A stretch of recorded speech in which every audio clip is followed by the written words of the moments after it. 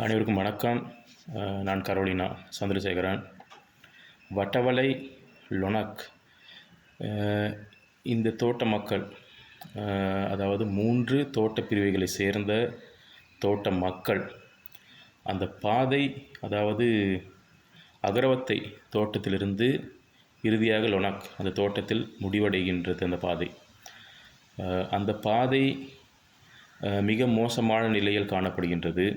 இது இப்பொழுதல்ல, அநேகமாக 10 வருடங்களுக்கு முன்பு நான் ஊடகவியலாளராக இருந்த காலத்தில் பல தடவைகள் பத்திரிகைகளில் அந்த பாதை குறித்த விவரங்களை வெளியிட்டிருந்தேன், தகவல்களை வெளியிட்டிருந்தேன். தீர்வு கிடைத்த பாடில்லை. அதன்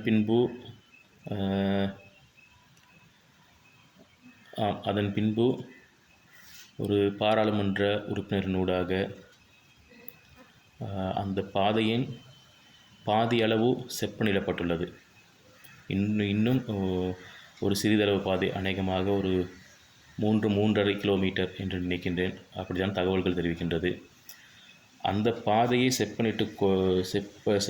செப்பனிட்டு கொடுத்துவிட்டால் அந்த மக்கள் நிம்மதியாக தங்களுடைய பயணங்களை மேற்கொள்வதற்கு வசதியானதாக இருக்கும். ஏனென்றால்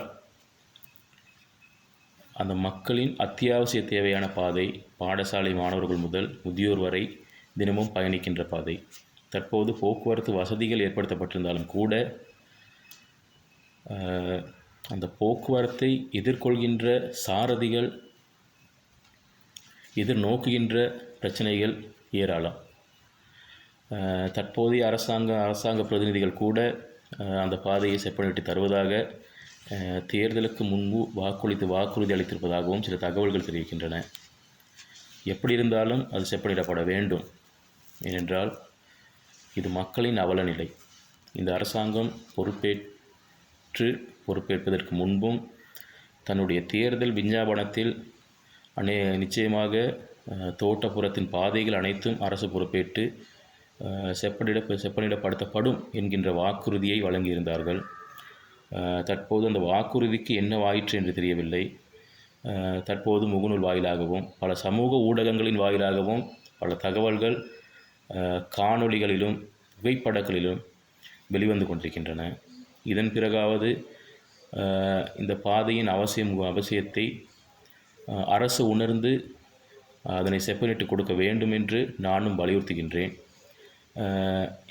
இல்லாத பட்சத்தில் குறித்த தோட்டத்தைச் சேர்ந்த அனைத்து பொதுமக்களும் வீதிக்கிறங்கி சாத்வீக போராட்டத்தை மேற்கொள்வதை தவிர வேறு வழி இருக்காது என்று நான் உணர்கின்றேன். நன்றி, வணக்கம்.